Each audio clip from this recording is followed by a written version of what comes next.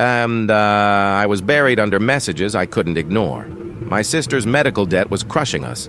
The landlord had slapped an eviction notice on my door, and even the worst gigs in Houston had vanished. I'd pawned my father's watch, sold my last guitar, and skipped so many meals my belt had a new notch. So when I saw the flyer at the gas station, night drivers needed, no experience, cash paid daily, I dialed the number before I could think twice. Black Hollow wasn't a town. It was a scar on the Texas plains.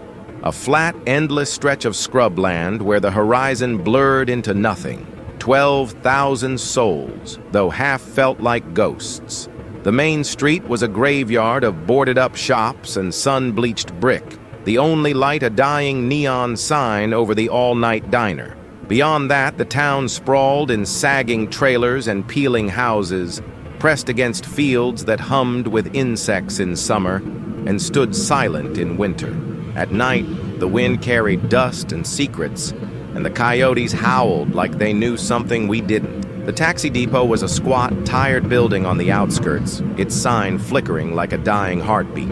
Inside, the air smelled of old coffee and cigarette smoke. The manager, a gaunt man named Carl, looked me over with eyes that had seen too many sunrises. He handed me a battered clipboard and a set of keys, then slid a sheet of paper across the counter. "The rules," he said, voice rough as gravel. "Follow them, you'll survive. Break them, and you're on your own." I skimmed the list, scrawled in jagged handwriting, the ink smudged like old blood. Don't pick up anyone at the crossroads after midnight. Don't look in the rearview mirror between 2:13 and 2:27 a.m. Never leave the cab running unattended. If a passenger pays with a Black Hollow token, refuse it and drive away. I almost laughed, but Carl didn't crack a smile. "You'll want to remember those," he said. "This place has its own rhythm." I needed the cash, so I signed my name and took the keys to a rusted sedan in the lot. The car was older than me, the dashboard cracked, the seats smelling faintly of gasoline. The radio only caught 2 stations, static and country, but the heater worked, and that was enough. I adjusted the mirror, waited for the first call. The dispatcher's voice crackled through the radio, low and exhausted. "Unit 7, you there?" "Yeah, I'm here," I lied, trying to sound like I belonged. "Pick up at Maple and Cedar. Name's Mrs. Langley. She's waiting." The streets were empty, the headlights cutting tunnels through the dark. Porch lights glowed behind closed blinds. The only movement, the slow roll of tumbleweeds across the pavement. I kept one eye on the clock, the other on the intersections as I passed. Midnight had come and gone, but the rules gnawed at the back of my mind. Mrs. Langley stood on the curb, wrapped in a thick shawl. She slid into the back without a word, her gaze meeting mine in the mirror. A chill ran down my spine. I looked away, remembering the second rule. "Where to, ma'am?" She gave an address near the old grain silos. The ride was silent except for the engine's hum and the occasional tap of her fingers on the door. When we arrived, she handed me a crumpled bill and melted into the dark, her footsteps swallowed by the dust. The next rider was a young guy in a faded cap waiting outside the 24-hour laundromat. He climbed in, eyes darting like he expected a shadow to follow. "Just drive," he muttered. I didn't ask questions, dropped him at a trailer park on the edge of town. He paid in cash, but as he left, something clinked on the seat. I reached back and found a coin, heavy, gold, stamped Black Hollow token. My fingers went numb. I left it on the dash and watched him vanish into the night. The hours dragged. The radio hissed, the dispatcher's voice a ghost between static. I picked up a woman with a suitcase at the bus station, a pair of teens from the diner, a silent man in a rumpled suit. Each ride was a lesson in quiet, the kind that seeps into your bones and makes you wonder what everyone's running from. At 2:09 a.m., I glanced at the clock and my pulse spiked. The rearview mirror loomed over me, reflecting the empty back seat. I gripped the wheel, knuckles white, and stared at the road. The minutes crawled. At 2:13, the air thickened. The heater sputtered. A whisper slithered through the cab, soft and distant, calling my name. I didn't turn around. I counted the seconds until 2:27. When the time passed, the air cleared. The radio crackled back to life. The dispatcher's voice cut through the static. "Unit 7, last call. Trailer park, east side. I drove through the hollow streets, the town folding in on itself. The last rider was an old man waiting at the crossroads. He waved as I approached, both arms raised. The rules flashed in my mind. I slowed, heart hammering. Midnight was long gone, and the intersection stretched endlessly, empty except for him, and the dust swirling around his boots. I kept driving. His smile faded as I passed, his eyes tracking me until I turned the corner and the dark swallowed him whole. Segunda noite. The second night arrived with a weight pressing on my chest. The heat had broken, replaced by a restless wind that rattled the loose shutters and carried the scent of rain that never came. Black Hollow's streets seemed to shrink in the dark, the neon sign outside the diner flickering like a dying firefly. The rules felt heavier than ever, each one a stone in my pocket, pulling me down as I walked to the depot.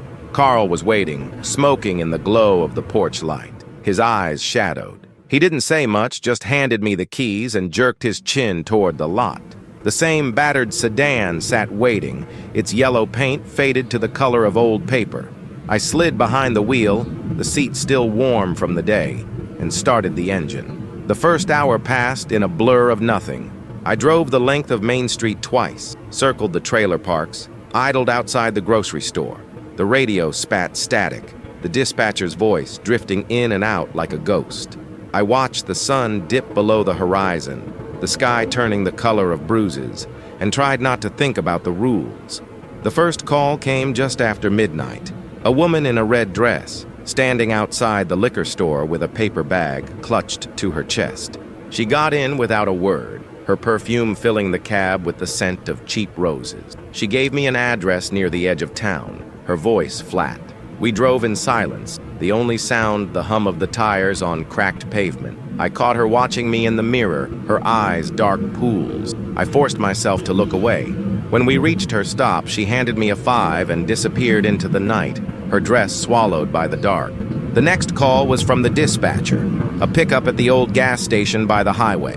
The place was half lit, the pumps dead, the sign creaking in the wind. A man stood by the payphone, his face hidden under a hat. He climbed in, his boots leaving dust on the mats. "Crossroads and Pine," he said, voice rough as sandpaper. I hesitated. The word crossroads stuck in my mind like a thorn. I checked the clock, just past midnight. The rule flashed in my head, but he was already inside, the door shut. My mouth went dry. I drove, trying not to look at him in the mirror, trying not to think about the stories, about things that waited at crossroads, about deals made in the dark. When we reached the intersection, he leaned forward, his breath hot on my neck. "Let me out here." I stopped, hands shaking. He stepped out without another word, vanishing into the shadows. I watched him go, then looked back at the seat. A smear of dust shaped like a handprint glowed faintly in the dark. I drove back to town, nerves raw. The dispatcher's voice crackled through the radio, calling for another pickup. This time it was the diner. A pair of teens in hoodies, laughing too loud, their eyes glassy. They piled into the back, talking over each other. "Did you hear about the guy who vanished last week?" one asked. "Yeah, my cousin said he got in a cab and never came back." They looked at me, waiting. I forced a smile. "Just stories," I said, but my voice sounded hollow. When I dropped them off, they paid in cash and ran inside, glancing over their shoulders like something was chasing them. The night dragged. I picked up a man in a suit who smelled of sweat and desperation, a woman with a crying baby, an old couple who bickered the whole ride. Each passenger was a reminder of how thin the line was between ordinary and something else. At 2:09 a.m., I pulled over by the laundromat, hands slick with sweat. The clock ticked to 2:13. The air in the cab turned to ice. The heater died. A whisper slithered through the silence, calling my name. I gripped the wheel, knuckles white, and stared at the dashboard. The minutes stretched. At 2:27, the air warmed. The whisper faded. I exhaled, wiping my brow. The radio crackled. "Unit 7, you there? Last call, trailer park." I drove through the empty streets, the storm building overhead. The trailer park was quiet, the only light from a single window at the end of the row. A boy stood outside, clutching a backpack. He climbed in, eyes wide. "Can you take me to my grandma's?" I nodded. The address was on the far side of town, past the old cemetery. As we drove, the rain began, heavy and relentless. The boy sat silent, trembling. "Something's after me," he whispered. It was outside my window. It kept calling my name. I pressed the gas, eager to put distance between us and whatever haunted the night. Near the cemetery, the headlights caught a figure by the gate, a woman in a white dress, her hair tangled, her eyes fixed on the cab. The boy whimpered. "Don't stop," he pleaded. I didn't. The figure vanished in the mirror. When we reached his grandma's, he bolted inside. An old woman opened the door, pulled him in without a word, then looked at me, her gaze sharp. She nodded once and closed the door. I sat in the cab, heart pounding, the storm raging. The radio was silent. The rules pressed down on me, a reminder that some things were better left unanswered. Terceira noite. The third night crept in with a heaviness that pressed against my chest. The heat had broken, replaced by a restless wind that rattled the loose siding on the buildings and carried the scent of distant rain. Black Hollow's streets seemed to shrink in the darkness, the neon sign outside the diner flickering like a dying firefly. I felt the weight of the rules more than ever, each one a stone in my pocket, dragging me down as I made my way to the depot. Carl was waiting outside, smoking in the glow of the porch light, his eyes shadowed and unreadable. He didn't say much, just handed me the keys and nodded toward the lot. I wondered if he slept at all, or if he simply waited for drivers to come and go, counting heads at dawn. The sedan was where I left it, the only constant in a town that felt more unreal with each passing night. I started the engine, the familiar rumble settling my nerves for a moment. The radio was nothing but static, the dispatcher's voice lost somewhere between frequencies. I rolled down the window and let the wind in, hoping it would clear my head. The first call came just after midnight. A woman waiting at the edge of town near the old cattle pens. She stood alone beneath a broken streetlight, her hair pulled back in a tight braid. As I pulled up, she hesitated, glancing over her shoulder as if expecting someone to follow. She climbed in without a word, her hands folded tightly in her lap. "Where to?" I asked, my voice too loud in the silence. She gave me an address I didn't recognize, somewhere out past the grain silos where the town gave way to endless field. I nodded and pulled away, the headlights barely piercing the darkness beyond the reach of the streetlights. We drove in silence, the only sound the hum of the tires on the cracked road. I glanced at her in the mirror, careful to keep my eyes from lingering too long. Her face was pale, her eyes fixed on the darkness outside. I wanted to ask if she was all right, if she needed help, but something in her posture warned me off. When we reached her stop, she pressed a crumpled bill into my hand and slipped out into the night. I watched her walk toward a house with no lights in the windows, her figure swallowed by the shadows. For a moment, I thought I saw someone standing by the porch, but when I blinked, the shape was gone. The next call was from the dispatcher, his voice clearer than before. "Unit 7, you copy? Got a pickup at the old feed store. Says he's in a hurry." The feed store was a squat building on the edge of town, its windows boarded up, the sign faded to nothing. A man stood beneath the awning, his suit too clean, his shoes shining in the dust. He got in, nodding politely, and gave me an address on the far side of town. As we drove, he hummed a tune I didn't recognize, tapping his fingers on the armrest in a slow, deliberate rhythm. I tried to focus on the road, but the sound wormed its way into my head, growing louder with each mile. I glanced at the clock, 2:05 a.m. He stopped humming as we approached a crossroads, his gaze fixed on the intersection. "You ever hear the stories about this place?" he asked, his voice low. I shook my head, not trusting myself to speak. He smiled, teeth too white in the dim light. "They say if you wait here long enough, something will come for you. Something old, something hungry." I gripped the wheel tighter, the rules screaming in my mind. I pressed the gas a little harder, eager to leave the intersection behind. He laughed softly, the sound echoing in the empty cab. "You're smart to keep moving," he said. "Not everyone remembers the rules." When we reached his stop, he handed me a coin, heavy gold-stamped Black Hollow token. My stomach twisted. I pushed it back into his hand, shaking my head. He smiled again, slipping the coin into his pocket. "Suit yourself," he said, stepping out into the night. The wind picked up as I drove back toward town, the sky flickering with distant lightning. The radio hissed with static, the dispatcher's voice lost in the noise. I felt a pressure building in the air, the kind that comes before a storm. At 2:12 a.m., I pulled over by the laundromat, hands shaking. The clock ticked over to 2:13, and the world seemed to hold its breath. The rearview mirror loomed above me, reflecting the empty back seat. I kept my eyes fixed on the dashboard, counting the seconds. The air in the cab grew cold, the heater sputtering. I heard a whisper, soft and insistent, my name repeated over and over. I fought the urge to look, to see who or what was sitting behind me. The rules pressed against my mind, a barrier between me and whatever waited in the darkness. The whisper grew louder, filling the cab with a sound like wind through dry grass. My hands ached from gripping the wheel, my breath coming in short, shallow bursts. The clock ticked over to 2:27, and the air cleared. The whisper faded, replaced by the distant rumble of thunder. I let out a shaky breath, wiping sweat from my brow. The radio crackled to life, the dispatcher's voice cutting through the static. "Unit 7, you there?" "Yeah," I said, my voice barely above a whisper. "Got a call from the trailer park. Kid says he needs a ride. Sounds urgent." I drove through the empty streets, the storm building overhead. The trailer park was quiet, the only light coming from a single window near the end of the row.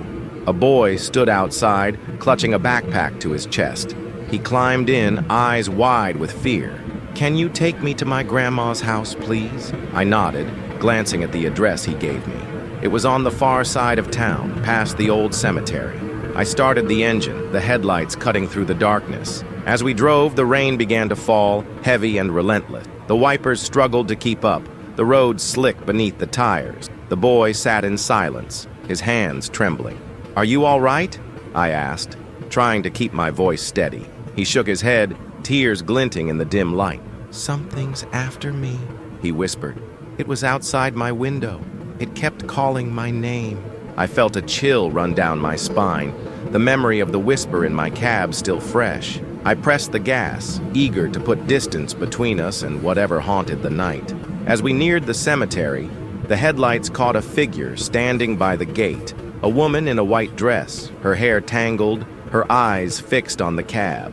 The boy whimpered, shrinking into the seat. "Don't stop," he pleaded. "Please." I kept driving, the figure vanishing in the rear view as we passed. The rain hammered the roof, the wind howling through the trees. The boy clung to his backpack, eyes squeezed shut. When we reached his grandmother's house, he bolted from the cab, running to the porch. An old woman opened the door, pulling him inside without a word. She looked at me, her eyes sharp and knowing, and nodded once before closing the door.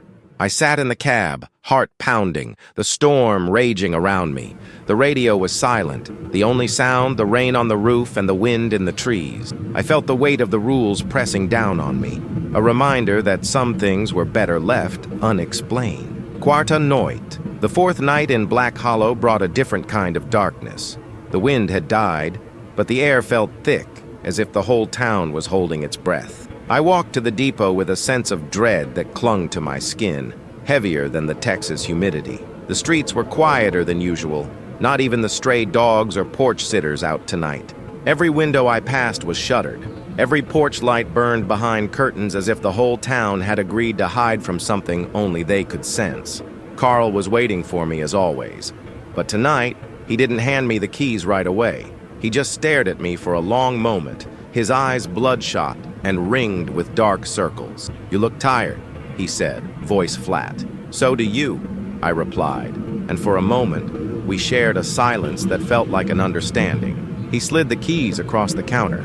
"You keep following the rules." "I have," I said, but I wasn't sure if it was the truth. The rules had started to feel less like guidelines and more like a thin rope stretched over a bottomless pit. I was clinging to them, but I could feel the rope fraying. Carl hesitated, then reached under the counter and pulled out a battered folder.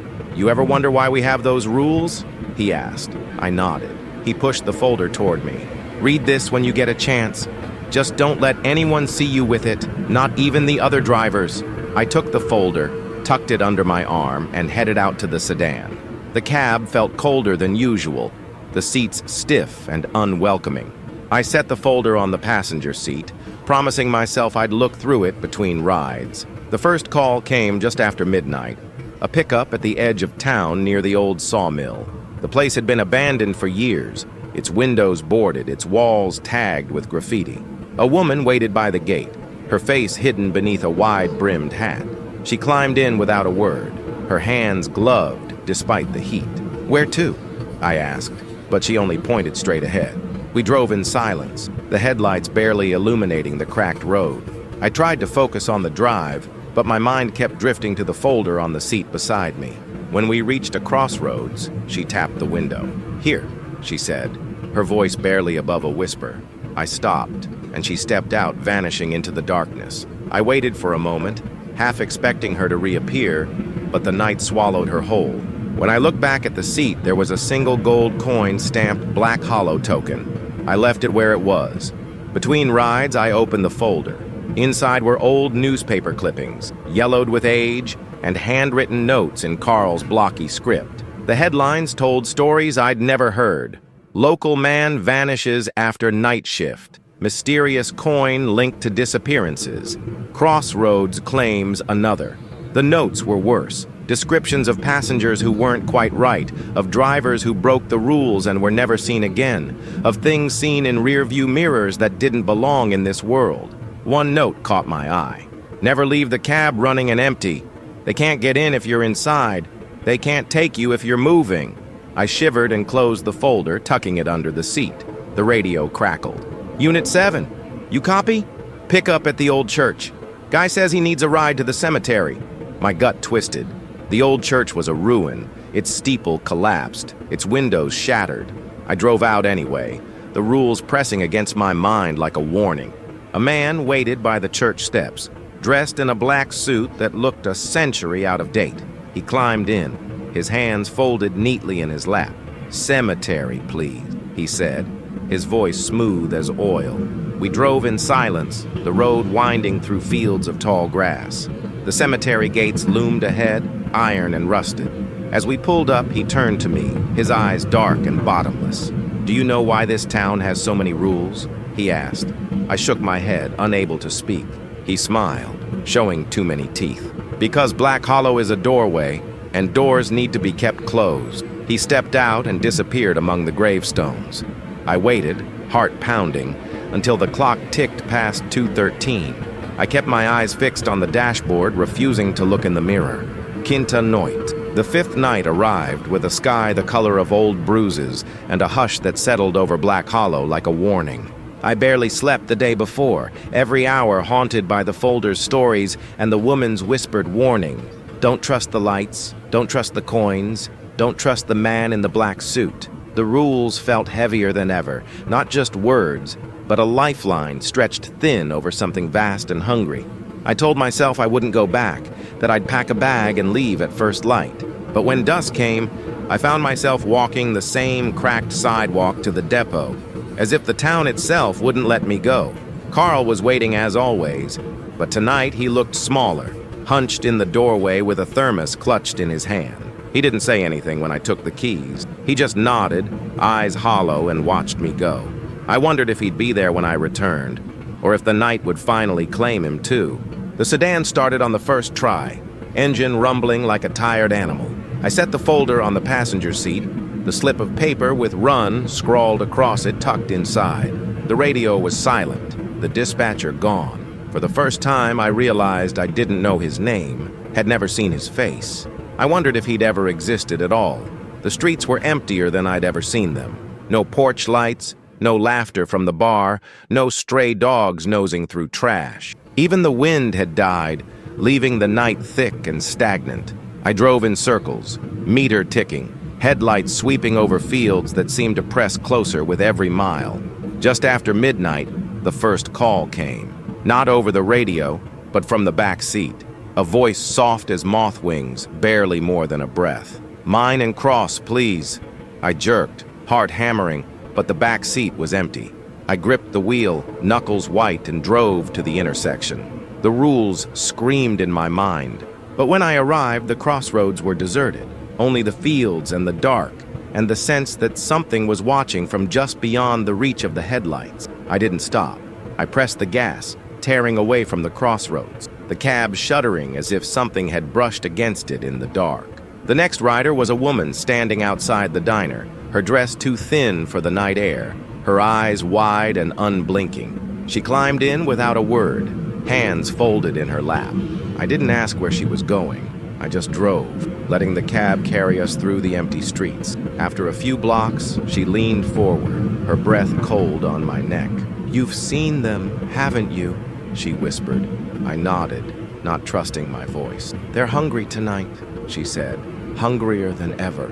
When I looked in the mirror, her seat was empty. Only the faint scent of wildflowers and something sharp like ozone lingered in the air. The clock crept toward 2:13, the time I dreaded most. I pulled to the curb, hands shaking, and stared at the dashboard. The rearview mirror loomed above me, a black void threatening to swallow the world. The air in the cab thickened, heavy and cold. I heard my name, whispered from everywhere and nowhere, voices overlapping, pleading, mocking, promising things I didn't want to hear. I squeezed my eyes shut, counting the seconds, refusing to look. The rules were all I had. When the clock finally ticked over to 2:27, the whispers faded, replaced by the soft patter of rain on the windshield. I started the engine, ready to drive until dawn, but the radio crackled to life. A voice I didn't recognize filled the cab. "Unit 7, last ride of the night, Cemetery Gates." The line went dead. I drove. The headlights sliced through the rain, the fields on either side of the road shifting and writhing as if something moved beneath the soil. The cemetery gates loomed ahead, iron and rusted, swinging open on hinges that hadn't moved in years. A man waited beneath the arch, his suit black and spotless, his eyes bottomless. He climbed in, folding his hands in his lap. "Drive," he said, voice smooth as oil. We drove. The road wound through fields that felt older than the town itself.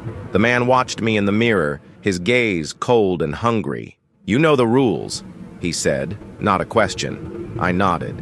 "Do you know why they exist?" "To keep the door closed," I whispered. He smiled, too many teeth glinting in the dark. "The door is opening. The rules are breaking. You have a choice tonight." He reached into his pocket and held out a coin. Gold and heavy, stamped black hollow token. "Take it," he said, "and you can leave. Walk away. Forget this town. Forget the rules. Or refuse and stay. But know this. If you stay, you'll never leave. Not really." I stared at the coin, the rules echoing in my mind. I shook my head, voice trembling. "I can't." He laughed, the sound echoing through the cab, rattling the windows. "Then you're one of us now." He stepped out at the next crossroads, vanishing into the rain. I watched him go, the coin still glinting on the seat beside me. I left it where it was. The rest of the night passed in a blur. The cab seemed to drive itself, the streets looping back on themselves, the town folding in around me. Every rider was a shadow, every voice a whisper. The rules pressed in tighter and tighter until I couldn't breathe. When dawn finally broke, I found myself parked outside the depot, the engine idling, the coin still on the seat. Carl was gone. The building was dark, windows boarded, as if it had never been open at all. I stepped out, the morning air sharp and cold. The town was silent, every house shuttered, every street empty. I walked home, the coin burning a hole in my mind. When I reached my apartment, I found a slip of paper on the doormat. "Run!" it said, the ink smeared by rain. I packed a bag, heart pounding, and walked to the edge of town. The fields stretched out before me, endless and empty. I started walking, the rules echoing in my mind with every step. But when I looked back, Black Hollow was still there, waiting, the cab idling at the curb, the coin glinting on the seat. I realized then that I'd never really left. The town had claimed me. The rules bound me tighter than any chain.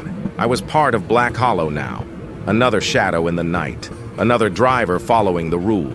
As the sun set, I found myself walking back, drawn by something I couldn't name. The cab was waiting, engine running, the coin gone from the seat. I climbed in, hands steady, heart hollow. The radio crackled. Unit 7, first ride of the night, Maple and Cedar. I drove. The streets empty.